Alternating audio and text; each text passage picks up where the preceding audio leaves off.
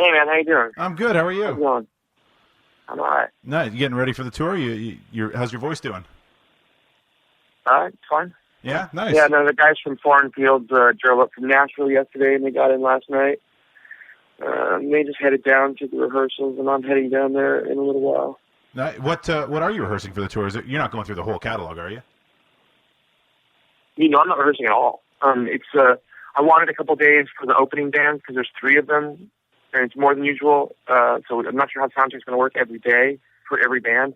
So I wanted to make sure, also because it's so important, these bands on this tour, I really wanted them to hit the stage on the first day with great sound, great monitors, so that they can play comfortably and that the audiences can also hear how good they are right away. And we don't spend a lot of time, a lot of gigs getting their sound up to where it should be. So Foreign Fields and Good Old War are coming in 2 days early today. And Silliger has a gig tonight, so they'll get in tomorrow.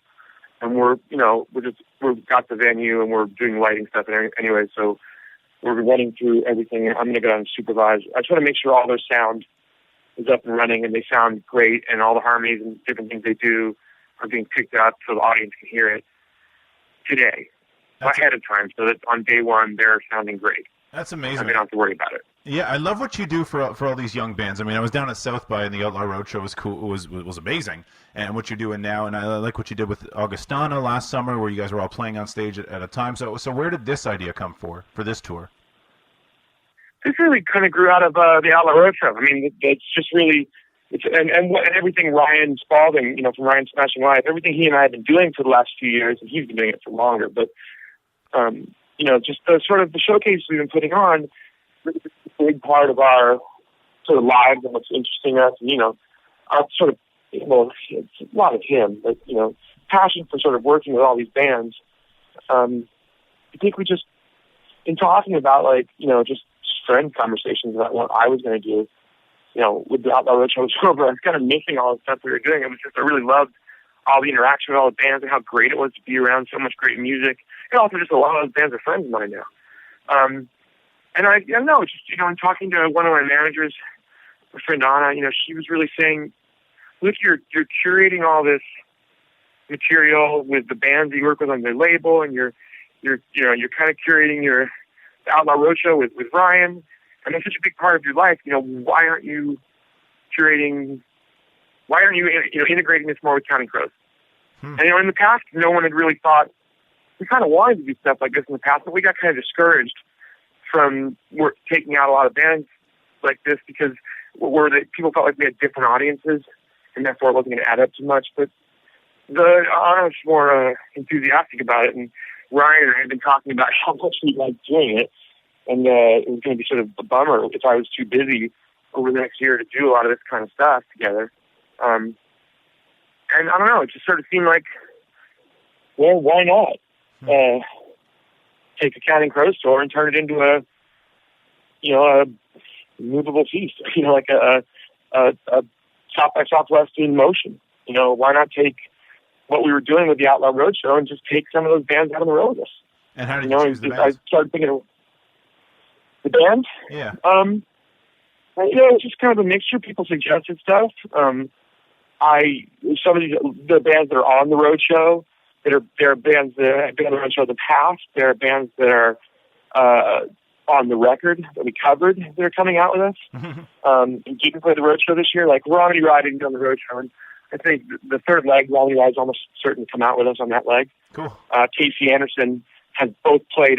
Ronnie Ride never played the roadshow before, but I know those guys and love the band. They were around when we were recording the record. Casey Anderson has played multiple roadshows, and like Teenage Gravity's on the record. Right. So he's coming. We're Augustines. I just completely love that band. They're brilliant, and they were amazing when I saw them down there this year. And we were hanging out down in Austin. I just realized how much I wanted to go tour with them and see them every night because it was just so great to see them. Who else is there? Then Foreign Fields, Flights was a band that Sean Moeller from Daytrotter sent me an email one day and said, dude, you've got to check out this record. It's called Anywhere But Where I Am by this band Flights. They're out of this world. It will blow your mind. And I went on Bandcamp and got the record and flipped out and sent it immediately to Ryan and said, we got to call these guys up for the roadshow, the one that's up by Southwest. So he flipped out when he got it, and we did, and they came down there, and their day trotter session might be one of the best things I've ever seen. It was so fucking good. And at the first song, when they were done with the first song, I walked over to Brian Hall, because we'd been corresponding since I bought the record. And we, at that point, they'd gotten them to come down South by Southwest, and they were playing the day trotter down there, which is great, because Sean had been the guy that sent the music to me. And I'm just sitting in the house down in Austin watching them play. We finished the first song, and I go over to Brian Hall, and I said, man, that was so fucking good. It was amazing, because it really was. And it was so cool to see them do it live, because I'd heard it, and he turned to me and he goes, oh, shoot, because it's kind of our first gig ever, and we were a little worried about it. Like, what do you mean? What's your first time you played the song? He goes, no, this is our first gig ever. At Day Trotter right now. That's amazing. Oh, well, you're off to a pretty good start. Don't worry. All right, so Saturday, he goes, yeah, it's our second gig. The road show. Okay. We actually fit in a box and TV session in the middle, so by the time they got to us, they were veterans. But I mean, they're coming out, so they play the festival, and they're friends too now. And so Good Old War was Anna suggested. I hadn't listened to Good Old War before, but Anna suggested them to me, and I got the record and thought they were something. I got the first record first, one that has Tony Allen on it, yeah, that sounds amazing. Loved it. And since then, I listened to all of them. I think I called it back and said, let's ask them to come out. Let's see, Schichter is they're a band that's been on 2 or 3 different road shows. Ryan has been booking them to different National Life concerts for ages, and they're a great band from Chicago. I love them. They were really good. Like when they played at CMJ last year for us, they were one of the last bands on the day because they're pretty rocking band. But we also like to make sure that shows start off really well. It was really important at the road show in Austin this year to because they have 3 stages running, and we needed them all to get off to a good start. And the outdoor one's going to be easier because it's such a nice place to be, but the big stage, which is the main stage indoors, it needed someone really good to open it. And Ryan suggested putting Filliger to open the show because he's got, number one, you want to start a show off really well on every stage, but you also, which I don't always think of opening as opening, I think of it as like starting a show. Mm-hmm. But you also need a band that can handle doing it. I mean, it's a great lesson for bands to learn, which is why I'm glad we're rotating this year, but it's a lot of responsibility starting off the show, and you can get down because there aren't many people there. There's a lot of bands that can't handle doing it. But we put Filliger on first on the main stage for South by Southwest. They were fine doing anything there, I assume. But at the end of the first song, my friend Frank, who does our poster art for us, turned to me and said, holy crap, that's a lot of rock for noon. Jesus. It was very eye-opening to have them blow the roof off at noon. So they're a roadshow band.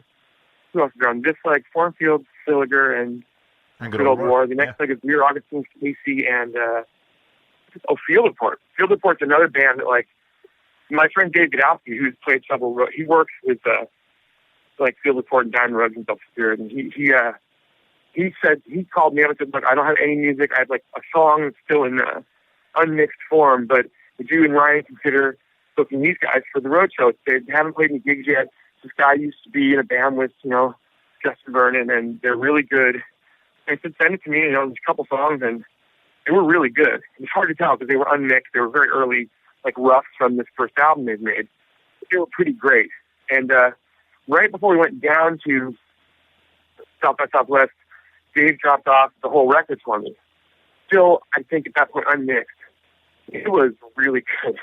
And then maybe it was mixed. I think it was mixed at that point. I just hadn't had a chance to listen to it much. And when we saw them play at our show down in South by Southwest, there's an epic scope to those guys that will, like I say, between them and Foreign Fields, the Flights, the Wisconsin owned the Outlaw Road Show this year. There's all these bands from Wisconsin that are just ridiculously good. And they were amazing. I think the Field Report record, when I finally got the full thing, which I don't think it's been released yet, but it is the most incredible record. It's just epic in scope. The songwriting is amazing. The melody, it's just beautiful. And it's a big, it's not an unambitious record. It's a very ambitious record. It's got a lot of scope to it, and songs are these big, sprawling epics. They're really something. I mean, I sat there in that show before I'd really heard them very well, and so I didn't know them. And it's one of those things, every line he said, I'd be like, fuck, I wish I wrote that. Shit, I wish I wrote that. oh, that's a great line. You know, it really kind of knocked me out that way, just on clever lyric stuff. You know, that's a good. There's like Romney Rye, Tender Mercies are probably going to do a few shows, so they're like some guys from our band, but also on the record and also Outlaw Roadshow. And I think Mean Creek's going to come back out for part or all of it. I'm not sure about the last band. I've been really hoping to have Young Buffalo, who played at the Roadshow this year, and one of my favorite bands in America right now. But I don't know if they can do it. They may not be able to do it, which is too bad, in which case we'll find somebody else. Right. But it's kind of that. It's really a lot of people that we know, and a lot of people that, but I mean, we know them because we love their band. Right. And we've become friends over the years, and they've done our showcases, or we just want to see them, or they're on our record. I mean, I'd like to say it's a community of friends, but it's a community of friends that formed in the first place because a lot of people love music, and a lot of them are out playing it. They're really good. Really good. You said a lot in there that I want to touch on, but maybe I'll start with South by, because I'm writing a piece on North by Northeast next week, which you're in town for, not a part of it, but it's still going on in the city, and I'm wondering how festivals like that help young bands. Like, what have you noticed besides the Outlaw Roadshow that you do? Obviously, what else do these festivals do for a lot of young bands? Well, I don't know. It's hard for me to say. I mean, I don't have a lot of experience with them because we didn't get to play any of them. You know, when our record came out, it was just the wrong time of year, and it was right after CMJ, and we had missed, on our first record, I mean. Right. We missed South by Southwest for about 6 months, and by the time they rolled around the next year, we were kind of huge. So we never got to play any of them in America. Where they made a huge difference for us was in Europe, because there's a real thing going on with the European festivals, the big festivals, not the club ones like CMJ or North by Northeast or South by Southwest, but the European festivals have this wild thing in that the audiences are very open musically, and they're also really into being there. So they'll get there at noon. You know, they'll be there. There'll be 60,000 people at Werchter or something at noon when the show starts with De La Soul. So, you know, and then that day we'll go like De La Soul, Stereophonics, what's that band that played after Stereophonics? Or somebody else, British pop band, like Cardigans, Los Lobos, Cypress Hill, so us, Coldplay. Wide variety. Yeah, and then Coldplay, us, REM was the last time I remember. Us, Coldplay, REM, I can't remember. But I mean, it's a wide variety. So there could be people who are just there to see REM and Coldplay, or REM and Counting Crows, and we wouldn't expect them to be there at noon for De La Soul, but they were. I know because I went out early that day. I was determined to be there for De La Soul. So Amy and I were on the side of the stage. I got pictures of myself looking out over a massive crowd of people who were already there at noon. And it's not like I didn't know that was going to happen, because that's how we got big in Europe. We had no success with record companies and radio in Europe. We went over there when we were the bottom of the bill, and we played the festivals. And the thing is, like, if you're good and you can pull it off, you're going to be able to go on stage in front of 50,000 people at noon or 2 or 3. Mm-hmm. And you can do yourself more good playing as an opening band than you can as a headliner. I mean, you want to get to the headline spot, but the truth is, by the time you're the headliner, most of those people there want to see you. When you're the third on the bill, when you're like third from the bottom of the bill, you have got 60,000 people you get to poach. I mean, it's just like enormously positive thing. Those European festivals for bands are massive for breaking yourself in Europe, because the audiences are there. Because unlike a lot of American audiences who come later, they come out in droves at noon, and they're listening. So if you can kill it, you can build yourself a fan base. I had a lot of experience with the American festivals until the last 2 years, sort of being at and these are more the indie festivals like South by Southwest or CMJ. Mm-hmm. But what really blew me away was like how indie they still are. I mean, there are big people playing at South by Southwest, but I mean, the first time I went a couple of years ago, I don't think I saw any band I had ever heard of before except the people I knew. Mm-hmm. It was all indie bands, all sort of unknown, and all playing little clubs, and all with audiences. Every single club had an audience in it. Maybe not packed, but there were people there watching everybody all day long. And that blew my mind. I couldn't believe after all these years and with how mainstream everything in our society seems to go, mm-hmm. how there was an attentive audience there for these independent bands. Now, what it does for the bands, I'm not exactly sure, because part of that has to do with really figuring out what you want it to do for you. Because you can build buzz, but you have to know what to do with that buzz. And the question is, what do you want? Do you want to get people to go to your Bandcamp site and buy your record? Do you want to get people to go to BitTorrent and give it away? Or do you want to get signed by a major label? I don't know whether that's the best thing for you or not. You know, and so I think one of the problems a lot of bands are faced with nowadays is figuring out what they want to have happen to themselves. Because it's very uncertain right now. Everyone's trying to figure out if there's a business model for being in the record business and what that business model is. Mm-hmm. Like, is it about getting signed to a major, or is it about building a medium-sized career for yourself? Or is there a way to build that up to something more? I think we're all trying to figure that out right now. Mm-hmm. And so that affects, like, what I think that really affects what these things can do for you is, you know, the need to figure out what you want them to do for you. Because, you know, they can definitely build a lot of buzz, and people come out really hot. But I don't know what that means. It's certainly not hot for the general public. So it's not like it's going to sell you 1 billion records. You know, because, I mean, but it is in the surrounding industry, it could be a big deal. You know, the question is, just do you want to use that to get yourself signed, or is that a good way to reach out to all the blogs now, because now they know you're on, they'll all write about you? Do you, like, jump on a festival like ours? I think there are people who probably would have said that maybe this isn't the thing to do if you're Augustines, because you should be playing something bigger. I don't know, but they're into doing it. And I'm glad they are, because they're a great band. And I think our fans will flip out over the passion and the emotion in Billy's in their songs. I mean, they're like. Someone told me a long time ago that they reminded them of us. Oh, and I didn't quite understand what they meant, because it didn't sound like it to me. I mean, I love their records, and I love his writing, but I didn't get what they meant until I was at the show. And when I was at the show, I saw how much of it's stake on stage when they play, like the heartbreak, the passion, how much is, like, involved in all the blood and sweat in every song. Then I get what it is. Like, right there on stage, there's a lot at stake with your Augustine.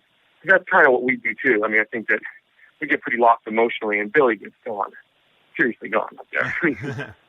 Yeah, so I think, you know, I'm not sure that, like, I would even have a great answer for them, or whether this is the be-all, end-all thing for them to do or not. I don't know whether this is the right tour for them. I know that I wanted them to come on it, right. and I'm glad they're here. Right. You know, I don't think it hurt them if no, people will see them, help. but maybe someone would tell them, what'd you say? I said it'll certainly help, at least. Yeah, I hope so. I mean, it's hard to tell. Sometimes American audiences can be very blasé about opening bands. That's why we're trying to really portray this as a festival. That's why we changed the way we did when we did the Traveling Circus. We went out there and played first, basically, with everybody playing at once, so there was no opening bands at all. It's trying to, like, dig all this music. I feel like if you were there on time, you'd flip out for Michael Franti and you'd flip out for Augustina. Mm-hmm. Or No Tar the next year. And I think people did. But it's kind of, we had to, like, remove the opening band thing to do that. And we've kind of tried to do that on this tour, too, because we're going to rotate. Like, nobody plays first every night. If you play first one night, you play second the next night, you play third the night after that, and then you go back to playing first. Including you guys, or just the opening acts? We're in a headline. Okay. So we get in a lot of trouble if we did it again. Yeah, okay. We wouldn't be playing it, because we're playing a longer set, too. Right. If we were to play an hour and a half, 2 hours at the beginning of the night, it wouldn't work as well. But they're going to rotate every night. All three of those bands are rotating spots. And it's just, you know, I tried to set it up so that they could be at the top of it when they're in their hometowns, without drawing it around a lot. I told everybody I'd do that for them. But basically, I just kind of have it rotating with a couple bounces here and there to make, to get a band the spot in their hometown. But basically, other than that, I didn't really do anything to try and set it up from the beginning the right way and have it rotate. Everyone, they're all really great bands. And they should all learn to play first. And they should all learn to play in front of more people. Mm-hmm. And also, they should all be seen by different kinds of things. Because throughout their career, it's really important to do both. You know, it really is important, especially at this point. And I just think, I just didn't want to get in that thing of who's worth more than who. You know, I mean, I know we have to headline, but I'd be happy doing Traveling Circus shows forever where we all play together. I thought it was the greatest, most fun I've ever had. Mm-hmm. But, you know, I understand, I want to do something different this summer. And also, I think I didn't want to, I want you to see these bands and how great they are. Not all of us play together. We can do some of that too, maybe, but the main thing is I wanted people to see how much great music there is out there right now that's, like, independent, and that you have to like look different places to find it. You got to go on the blogs. You have to go on the Day Traveler. You have to go to Ryan Smashing Life. You have to go to Katie Darby Recommends. You know, that's where you can find this stuff. Or Underwater it's really Sunshine. Good music. This is unfortunately not existing right now. Oh, yeah, you can find it on a record. Right, it's on the record. It's on the website. Yeah. Yeah, I mean, the thing is, like, I kind of want you to hear how great these bands are, because the thing is, they're also not outside your wheelhouse. People like to, it's a real myth that all music is really, you know, that music you haven't heard of is probably hard for you to understand, or it's so esoteric that it's not as much fun as the music you like. I don't think that's true. Music's generally really great, and the better the music is, the more fun it is to listen to it. And these guys are great. Do you think it's also that there's just too much out there for people to hear? Like we're just inundated with music.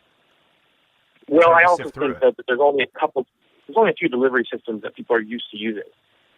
Period. There was MTV and there's radio. I think people are just getting into looking for different places. There's only a few magazines that they're used to buying. You know, they're used to buying Rolling Stone. Mm-hmm. But I mean, the truth is, if you really do want to read about music, there's way, I don't want to say better, but there's more, way more. You know, and the fact is that you'll find stuff you love, and these people are really passionate about it. And it's just a matter of kind of, I think for this whole thing to work in the future, we have to sort of not change people's taste, because that's, first of all, not our business to do it, but we do have to change where they go to find it. And it just takes a little, it's not necessarily more effort, it's just a different effort. Because you have to go to the store to buy Rolling Stone. You can just roll over in bed and, you know, type in the RSL blog and you're at Ryan Smashing Life. That's pretty easy. You can go to Absolute Punk and it's really simple. And all these people are delivering free music to you in a way that your magazines didn't, quite honestly, because it's online. So you can listen, you can watch videos, you can click and get tickets. I mean, it's all available to you. It's actually easier. It's just that people aren't used to doing it. And kind of what we need to all do is sort of educate in that sense, just to look, there's a lot. People, it's very easy to think that music sucks nowadays, or there's not as much of it, or it's a dying business. It's really not. It's just a very different business. It might not be a great time to be in a record company, but it is a great time to be a fan. I gotta tell you, there's so much music that, and it shouldn't really hurt anybody there being so much. It's just, because the nice thing about that is almost anywhere you look, like any of these blogs you choose to go to, they're going to be talking about some great music. Also, because they don't waste a lot of time talking about shit they hate. Whereas a lot of the mainstream magazines waste a lot of column space on cleverly and ironically talking about what sucks. Often not. But the blogs are people who love music, and they spend a lot more time writing about music they love. And you're a lot more likely to find something that you like when someone else is writing about something that they like. You know, I think that... Is that why you made this record, to expose bands or tunes that you like, or were you just having writer's block and said, hey, here's some songs we dig playing, let's do it? No, neither. I wasn't having writer's block. I wrote a lot of songs. Oh, so do you have a backlog now? No, I was working off life. Okay. So the writing work went there. I just didn't want to write for two different things at once. Gotcha. That was just really confusing, because how did I decide where the songs go? It was much easier to get in a different mindset of writing for the play, where I was writing stuff. Also, I was in a space where I really wanted to write stuff that I wasn't going to sing. I'd never done that before in my life, but I got kind of burnt out in some ways. I just didn't want to, I didn't feel like my head was in the space of singing stuff, but I wanted to write, and I got going on that, and it went really well. And it turned out really cool. I think that's, when we eventually finish that project, it's going to be really awesome. But, no, it's not the other reason either, because it wasn't really done to expose bands. But we just wanted to make a covers album for a long time, because there's music we really love, and we felt like we had some great takes on it. You know, we did some really good covers that were like more Counting Crows songs, and we really put a lot of work into the interpretation. And then we, you know, when we started to do it, you know, we all talked about what songs to do. We came up with more. You know, like Amy brought in a demo that he'd been working on with Kobe Brown. I told anyone to bring whatever they wanted. You know, and I brought in a bunch of stuff too, and I definitely had a bunch of songs because of all these last few years of so much involvement and so much music. But I had a bunch of stuff that I thought was good ideas. You know, and so I had the Romney Ride song, Untitled Love song. I had Casey. So I had a bunch of songs by Casey, but that was the one I wanted to do, and I chose in the end. You even got a Canadian. He brought in Hospital. Oh yeah, sure. I said you even got a Canadian in there opening the record. They're not Canadian, are they? Luke McMaster? Oh yeah. Luke's Canadian? Luke's Canadian. Oh, that song's CanCon. If you get played on the radio up here, it'll count as Canadian. I didn't know that. I mean, I knew he lived in L.A. When I met him, he lived in L.A. So, and he was friends of Taylor Goldsmith. So I thought they were like, they grew up together. So I knew that when I made some friends with people who knew them a couple years ago, and they knew him, and they knew those guys in I can't remember what the band was called before. The band from Arkansas. I can't remember what they were called, and and they kind of hooked them up together because they needed a singer and he needed a band, and that's how the Rob and I got formed. I knew that, but I knew it came from like Taylor, and I thought some of the guys in Delta Spirit. But I thought he'd come from L.A. because he was living in L.A. afterwards too, and now. Well, he had a successful pop band here in the 90s, and I guess he probably made some coin to move down there after that. And he's a successful songwriter on the side too, and I'm sure there's more business down there. Well, Luke, how old is Luke? Seems really young. I don't, he must have been 18 when he had that hit, because that would have been like 98, 97, something like that. Oh, wow. Luke's 30? Looks like he's 23 years old. Wow. I was talking because I've known him for a while. I was he was really young. Unless there are two Luke McMasters. There could very well be two songwriting Luke. I don't know. Maybe. I have a feeling it's the same guy. According to sounded like he would. It really sounded like Luke was a guy who didn't know a lot of people, and those guys all introduced him because. But maybe I would think he had a career before that. He would have had more connections to meet people for that. Well, either way. Anywho. He's a really nice guy. The funny thing is that they showed up. They were in town for one day when we were working on a record, the second section, and they came by. And the day they came by was the day we were working on Untitled Love Song. Just bizarre timing, really. That's crazy. It's cool. Like, we should talk about before that. You were going to say something about hospital. Oh, it's more like, Amy brought in a demo that he and Kobe Brown were working on, because I'd known Kobe for years through his brother. I didn't even know Kobe worked with me. And then Amy called up and said came in with this, gave me like a MP3 of this demo he and Kobe were working on. And it was just like, I want to say it was just Kobe on guitar and Amy playing bass. Amy loves slipping on bass every now and then. But he's a seriously great bass player, actually. But we recorded that for our record before they recorded it for their record. Oh, no way. The funny thing is, like, our version of Hospital got done and has come out, and their version got done after ours, and I don't think the record's out yet. It's coming out very soon. But, like, so that's when we're like, we're just like, it really was just a matter of what songs we just wanted to make it. And we picked songs we wanted to play that we'd been playing, or some that we came up with. We obviously hadn't been playing Casey's song or the Romney Rye song, or, like when I brought in songs that we'd never touched before, they kind of came from all over too. Like I brought in Coming Around, the Travis song, and a Joe Jackson song, It's Different for Girls, which didn't work in the end. And we tried Girls Talk by Elvis Costello and Nina Quill. I can't remember which one wrote that song. And we also try, and then the Romney Rye, which is newer, and Casey's song, which is newer, and Kobe Brown's song Hospital, all of which are newer songs. Right. So they kind of came from all over, but it really was just something we wanted to do. And, it's just typical of us. So once we get into making a covers album, we're just looking for stuff we want to play. There's definitely no allegiance to, like, play the famous song, which is, there are some on the record. We didn't intentionally make the most obscure covers album in the world either. It's kind of like, it was a little unintentional. It just kind of happened. I mean, there was also going to be a stereophonic song, which we didn't finish, Local Boy in the Photograph, which was a hit in England, as well as the Travis song. So those songs aren't as obscure over there. They're just obscure over here, kind of. Right. But it wasn't intentionally this. And the Joe Jackson song was a huge hit everywhere, but a long time ago. Right. But, it's not like those, had they made the album, would have, I don't know if it would have changed much. It's still a really obscure covers album. But the truth is, it's just like songs we liked that we wanted to play that turned out well, and that's why they're on there. I mean, it's not so much that we have a lot of these thought processes and strategies about doing certain kinds of things as that we don't have the ones that stop us from doing it. There's nothing in there that stops us and makes us say we shouldn't do this because it's too obscure. And that's more what happens. I don't think we have any attempt to make it obscure. It's just that there's no weighted value to one song over another other than is it a good song and do we try to make a good version of it. And really, so like talking about making good versions here, the arrangements, like it's almost, people like to compare records all the time. It almost sounds like This Desert Life in terms of like the country twang that this record has. Was that on? Did you know that going into it? Or is that just how the arrangements came out when you guys started jamming? Well, I think it's more how it came out. Because it's some songs there's not. I think it's just how some of those songs are too. I mean, the Tender Mercy songs are country gospel songs. Period. But I don't think, like, the Sort of Humor song doesn't sound at all. That's not very country. I don't think You Don't Lie sounds very country. Hospital's not, certainly. No. Hospital's pretty punky. I mean, I think that just, there's a certain amount of country in us that's always been in us. It's just where we all come from that, We all come from, well, a lot of us come from loving country music. But we also come from loving punk music, Right.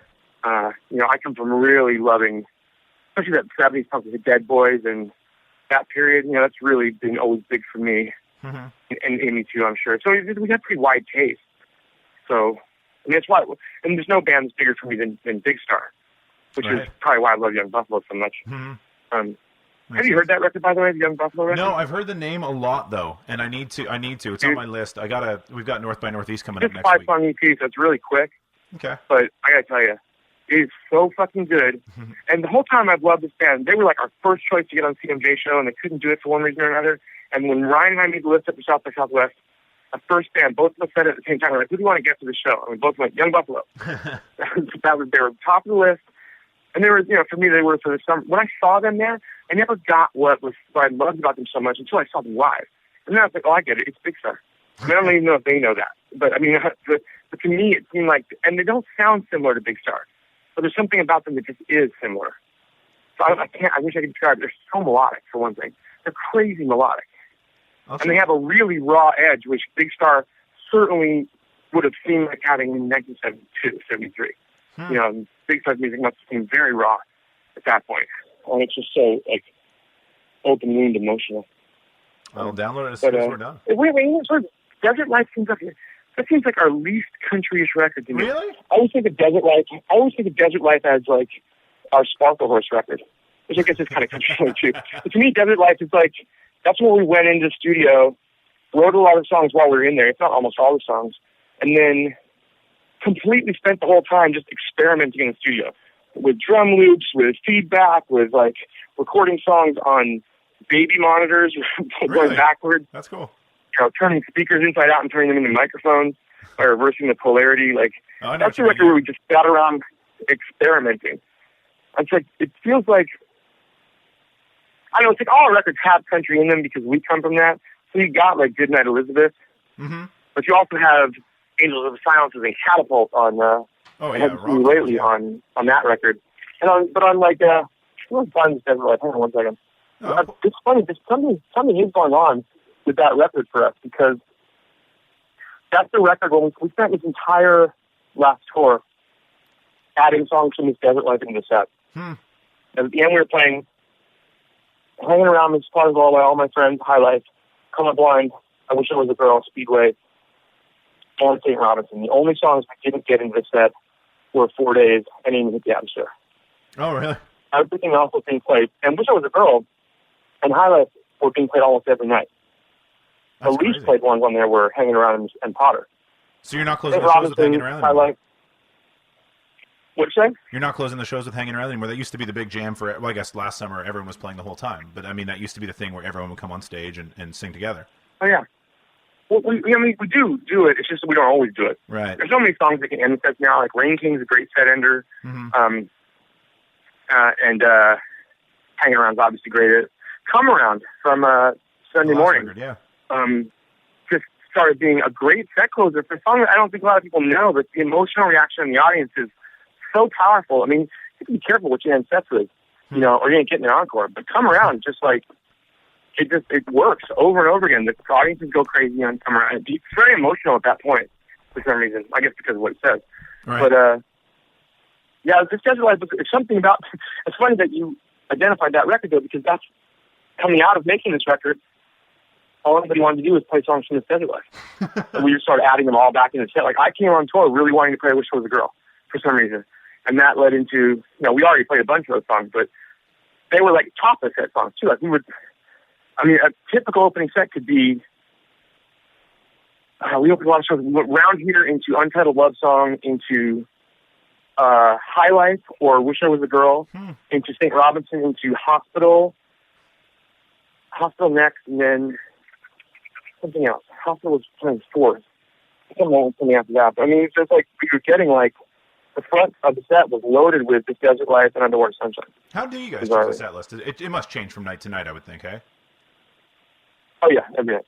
I mean, we make it up after, sometime after sound check or after dinner. I'll just text everybody, or I'll go walking around and I'll just ask if the songs anybody wants to play. Mm-hmm. And then I'll depending on what kind of like answers I'm getting from the band or not, I'll go to opening bands. I'll go to Mean Creek Stretching and ask them, or I'll ask Crew, because we all live together out there. So it's like, if somebody's got something they really want to hear that night, I don't necessarily follow the lists I get from everybody, but I do. But it helps me to form an idea of what to make a set out of. Right. And then I'll just start making a set. And we do get into sort of like structural patterns. Like that thing I just listed for you, that list line of songs. Right.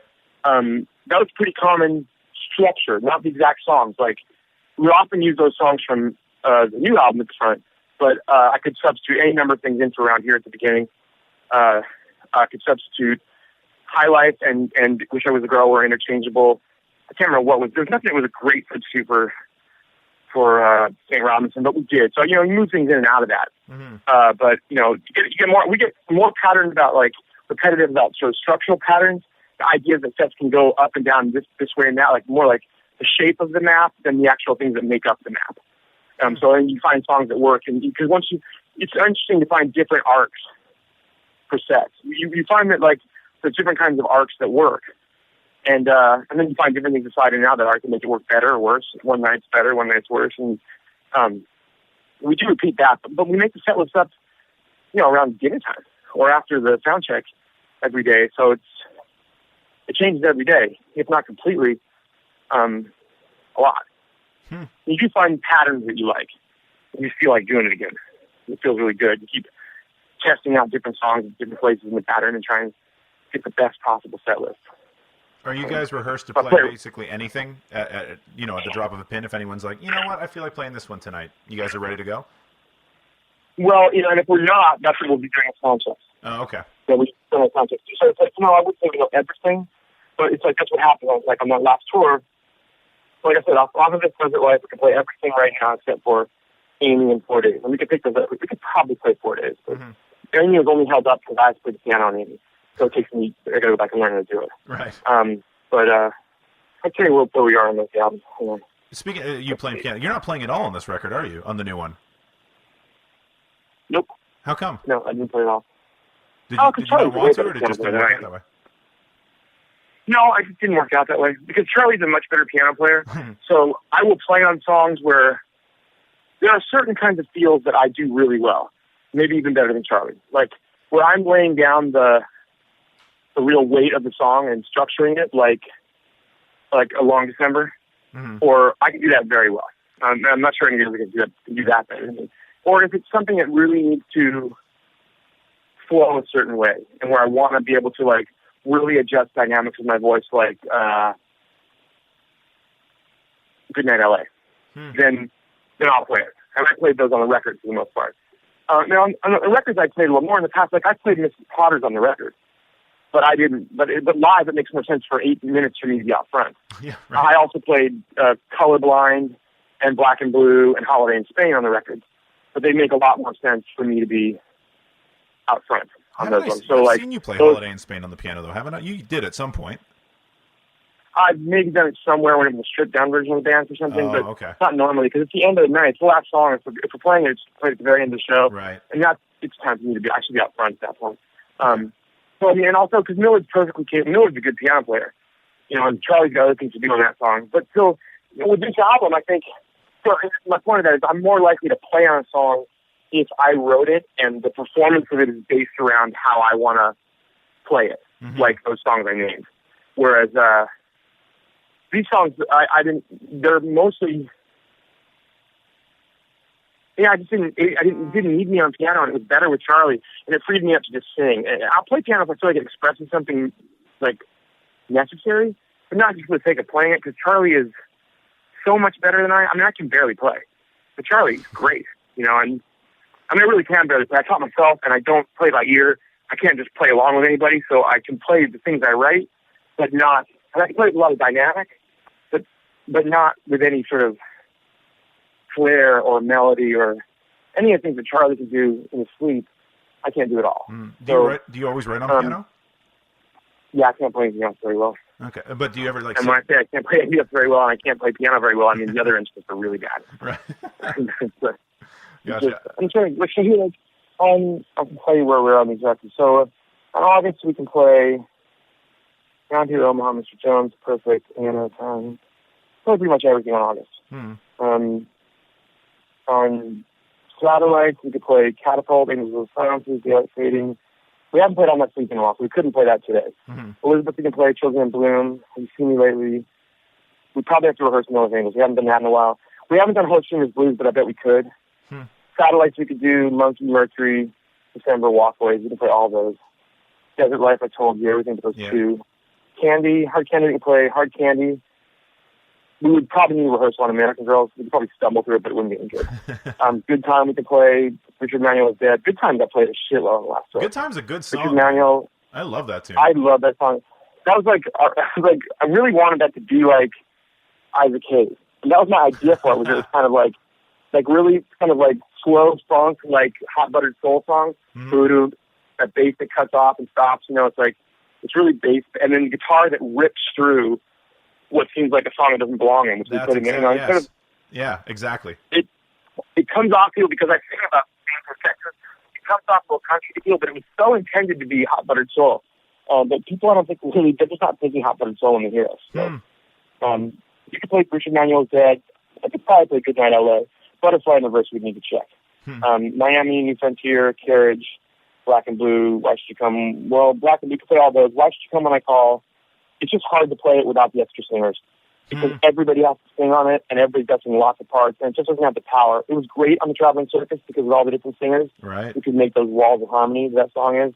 It's really hard to do this way. We could do Up All Night, but I have not ended up singing it. Again, that's a song that's better with more harmony. So maybe we'd do it on this tour if we got people to come play it with us because it worked really well on the circus because everyone could sing the big harmonies on it. Yeah. Holiday Sing we could do every night. So that's like, Saturday and Sunday mornings we could play 22 Hanging Tree, Los Angeles, Sundays, Insignificant, Cowboys, Washington Square, almost Sunday morning. We played on almost Sunday mornings a lot on this tour too. My Dream, Michelangelo, we could play everything on this record except for Anyone But You. We haven't ever gotten that one together. You mentioned, we could play Tuesday Hampton. You mentioned Richard Manuel in there, and I'm just thinking, just not even the song, just as a dude and the band, and how it kind of went the band, and then a couple of bands after that probably, and then you guys kind of took over that sound, and now it's kind of Dawes. Dawes kind of has that sound, and they're the band for people that want to hear that, and you cover them on the record. Great band. Yeah, and I saw you at the show at South by, and I'm wondering how did you stumble upon them? How did you get to meet Taylor? I don't think it's through Ryan. I think that when we were down there last year, Middle Brother was playing, and everyone was talking about it, and I hadn't really listened into the band then, I don't think. But right after that, right after I got really interested in what was going on, because Ryan was telling me how all three of those bands were awesome, and he's Middle Brother at Newport Folk. They were all raving about Self Spirit and Deer Tick, and I knew they were all on Day Trotter, so I was at that point like inhabiting Day Trotter, just free music all day long. Okay, so I went on Day Trotter and started listening to Dawes, which is probably why the thing we recorded from Dawes it's not any records, it's from a Day Trotter session. But all my others just need on a record. But I think it was there, and then we just have a ton of mutual friends. So I might have been talking about it on Twitter or something, and I heard back from Taylor, and back on Twitter from Taylor because he's a big fan too, to the little Mutual Admiration Society. That's almost funny because it's kind of a running joke with all this in a way. There's a weird social media nowadays, especially with like Twitter and being musically involved in Twitter, like whether you're a blogger or a musician. There's just a lot of chatter, a lot of interaction, a lot of kind of talk online between people who are, you see yourself up there, you're like, oh, that guy likes my band, I love his band. Or you go discover it then. So Taylor and I a lot of my friends, Ryan and I had been friends for 3 years, I want to say, before we actually were in the same place. Yeah, the same thing happened with my friend Chris Ferguson, who's like Electric Pencils on Twitter. We've been all corresponding and talking. He writes for Ryan Smashing Life now. But it wasn't until we were hanging out one day in Austin last year that we suddenly realized we'd never hung out together before. And Taylor and I had talked and corresponded and texted and phoned each other and talked about stuff going on with our records and lives and shit for a good year probably. And I had just never been able to make it out when they were around. Either we were in LA and they were out on tour, or when they were playing a gig in New York, I was either out of town or in one of my not leaving the house stages. And then, I don't know, what I remember most about it was that Dave Godowski called me last year when they were on tour with the Bell Brigade and what's that band called? They're a great band. Trapper. Blitzen Trapper? Blitzen Trapper. Yeah. And they were all on tour together, and they came to Webster Hall, and he like texted me the night before and said, "Hey, I'm in town, just got here, I'm at this bar with Dave Godowski. Do you want to come hang out? We're in the village somewhere." So I just said, "Yeah, okay," and got up and went down there. And then the next day, all our friends said, "Hey, Adam and Taylor met." Sean Muller from Day Charter called me or texted me that day and said, "I heard you and Taylor hung out last night. Go fucking way. Stop time." It's like they were running joke that we'd all known each other for so long without ever hanging out. You know, I think.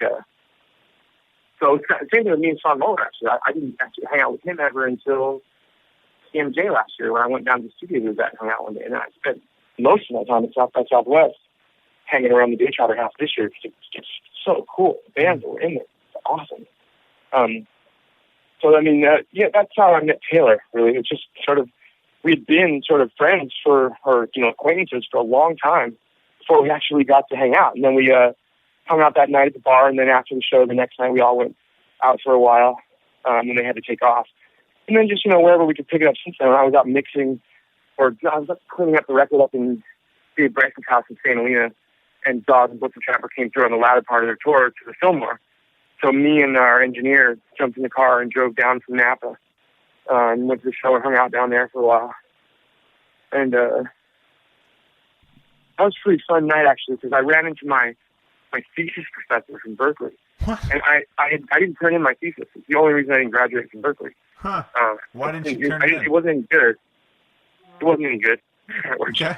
I thought I got an extension on it, and she told me at the time, you need to turn it in, within the first 6 months, or you don't. That's what happened. I was like, okay, well, I will, but I didn't. And then a few years later, when we got signed, I got really caught up in writing songs right then, and I couldn't seem to write essays anymore. Sure. And then a few years later, like when we got signed, I wrote a letter and said, maybe before we got signed, it might have just been in one of my bands. I thought I left it to her in her box at Berkeley, but I thought later I might have left it in the wrong box. I just said, look, I know I never did it, but I just want to thank you because I learned a lot, and I don't think I'd be a writer if it wasn't for, the education I got there.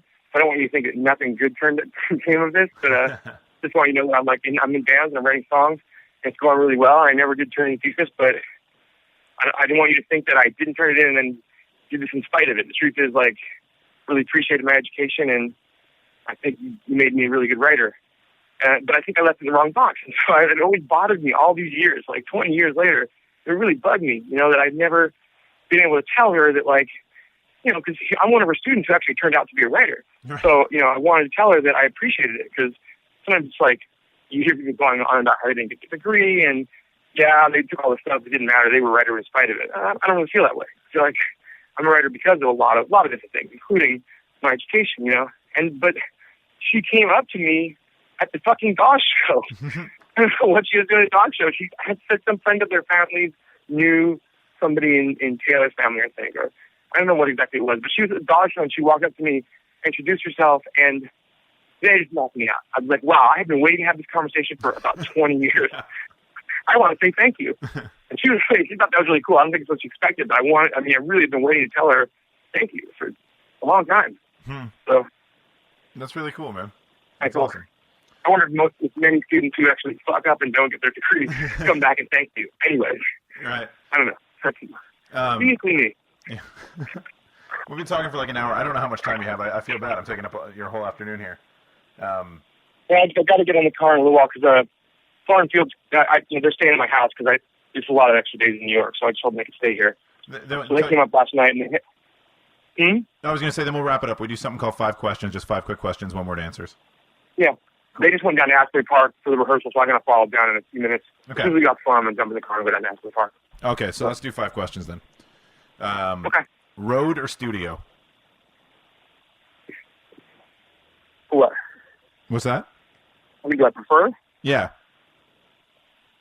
Not really. I'm terrible at these kind of things. I'm only good at really long answers. I've noticed, the truth is that I think they're both really important. I think there's 3 aspects to being in a band.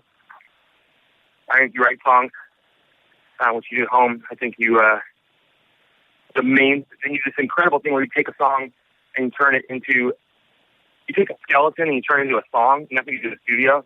When the band gets a hold of it and you make a song out of it, not just like some chords and lyrics. And that's really important and really fucking hard. Mm-hmm. And I both appreciate and I'm proud of what we do, and I hate it because it's just fighting with your friends all the time. Mm-hmm. And then we go on the road and you turn the songs into something different every night. I think that's really important too. And they're all great, and they're all a nightmare. It's a nightmare to sit at home alone by yourself trying to write, and it's a nightmare to like fight with your friends and make a record and beat the shit out of each other. It's a nightmare to be away from home for a million years on the road. It's also great to do all 3 of them and to have a life where you accomplish all that stuff. It's pretty cool, but I don't have I'm really bad at what flavor ice cream are you question. All right, well, the next That's a perfectly good question. I never have an answer for right, it. no, Life's cool. Life's a mixed bag, and it comes as they're all really important. I don't know what to say. Well, we'll continue through, and we'll see how these go then. Well, yeah, see if I'm good at it. Yeah, Lennon or McCartney? I knew that. What'd you say? Lennon or McCartney? Oh, I got an answer for that one. Okay. McCartney. When you hear a McCartney. song, cool. When you hear a song, what hits well, you? I'll tell you why. I'll tell you why though, because people misunderstand that. All right. Because I think Lennon's a great lyricist, especially a great writer, really. But melody is unquantifiable. I mean, you live your day, so you got shit to write about. I don't know where people get melody from. The ability to, write something that sticks in people's heads for 10, 20, 50, a couple hundred years, the ability to be Puccini or McCartney is, I don't know where that comes from. I don't know how people do, I don't know how one guy wrote so many pieces of music that I could hum 50 years later. Yeah. I don't know how it's possible. And that to me is such a rare thing that, because all the dark, introspective, cool songs in the world are great, but the only reason we love music is because melody gets you in the gut. Because books do the other stuff too. So as great as Lennon is, the ability to write something that we're all humming, it's not about them being done songs. It's just, they're you can't stop humming them. And that's why we remember the Beatles. I'm sorry. It's why we remember the Beatles. I think Lennon didn't write great melodic songs too, but McCartney's abilities there are without peer. Mm-hmm. That's why. Kind of leads into the next one a little bit, because the next question is, what hits you first when you usually hear a song? Lyrics, melody, or rhythm? I was going to say melody, but I grew up in Oakland, and funk's a big part of life there. And funk is a big part of my life. And so it's either melody or rhythm, I would think. Probably. It's what I write first, too. I write really? from melody and rhythm, not from lyrics. Yeah, and I always write from music and melody and rhythm, which is very tied into that, before lyrics. Maybe I might have a line, but right. It always starts with a song, a melody, that one thing. Interesting. Cool. Song you've written you're most proud of?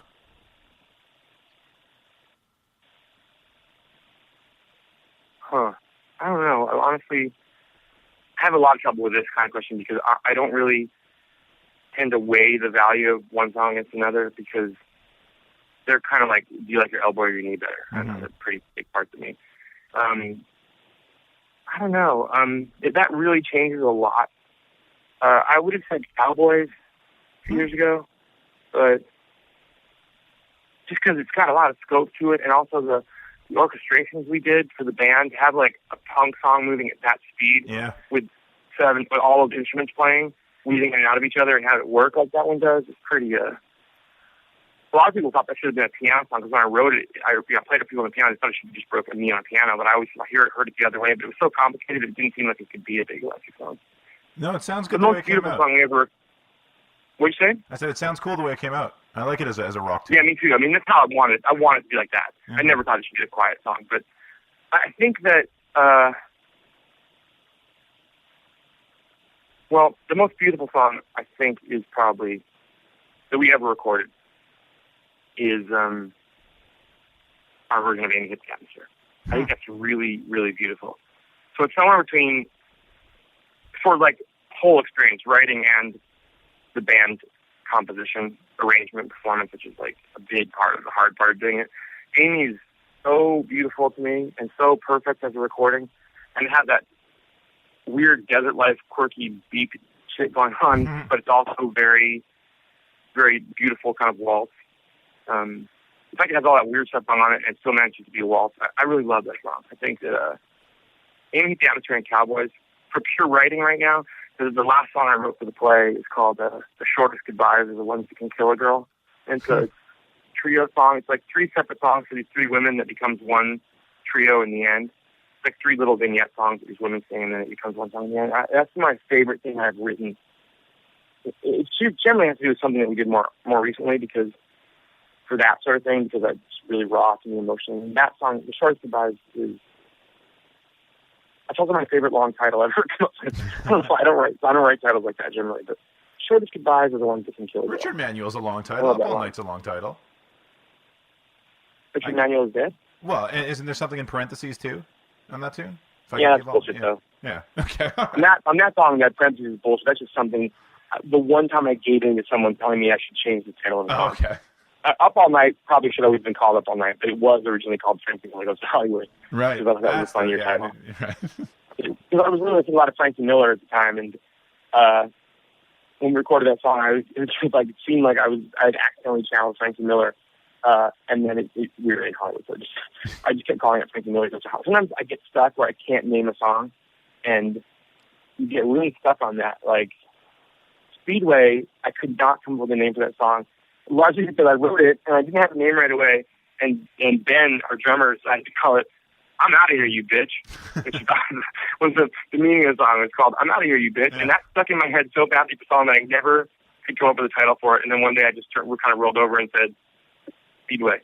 I have no idea why that song's called Speedway. There's nothing about a speedway in that song. I don't know why it's named it. It seems like the right name. I know that "I'm Out of Here, You Bitch" was the wrong name. No, yes, yeah. Yeah, I guess my answers to that question you asked, the one you actually asked, though, are Amy Hit the Atmosphere is the most beautiful. I love what we did with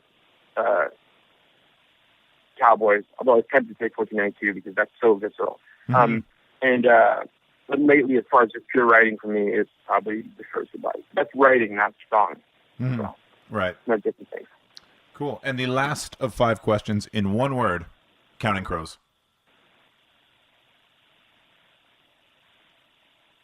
Just say really quickly like that? Yeah. Counting Crows. I'm the guy that you really think he can give you a one-word answer to something. I have no idea a one-word description for that. I got next on that one thing. I'm the guy who refuses to take the word track. I don't know. What do people usually say for that? Some people say lies. Some people say assholes. Yes, they'll do that. Yeah, I've heard that before. It's a range of stuff, man. It all depends. Some people just think of the first word that comes to their head. I've heard like brick and sidewalk before. Which aren't the greatest answers, but it's funny and it works. Louder than you think. All strung together as one word. Hyphenated. Nice. Louder than you think. It's like a Twitter handle. @louder than you think. That's good. Awesome, man. Thank you so much. I'm really excited to see you guys play next week. It's going to be awesome. All right, man. Thank you. All right. Take it easy, Adam. Okay. Sorry, my five questions is lame, but sorry, that was good. It's going to look really nice written out, though. I'm very excited. Yeah. All right, man. Awesome. Thank you. Thank you so much. I'll go check out Young Buffalo right now.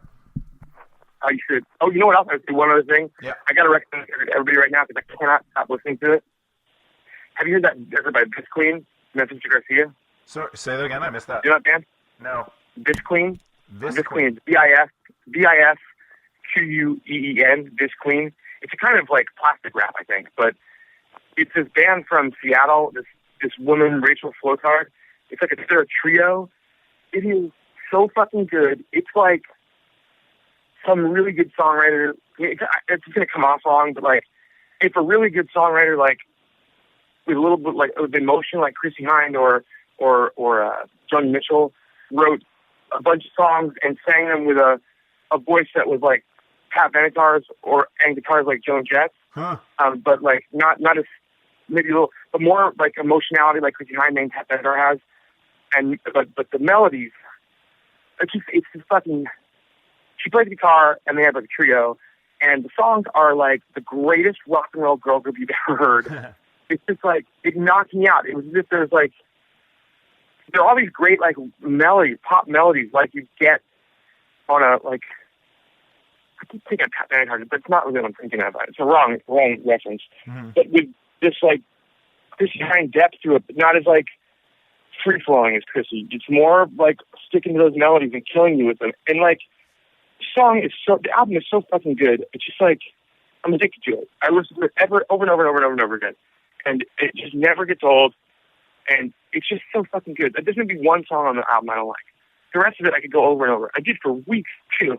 And every time I've told someone about this, like an interview could come up, what am I supposed to do? And they write me back or ends up in the article how they loved it. So I'm going to say to you that the Bisqueen album is off the hook. Bisqueen and Young Buffalo. And so, yeah, they're very short records. Young Buffalo's only 5 songs. Bisqueen songs are so short that it's like one of those 35-minute records or 30-minute records. It's just awesome. Nice.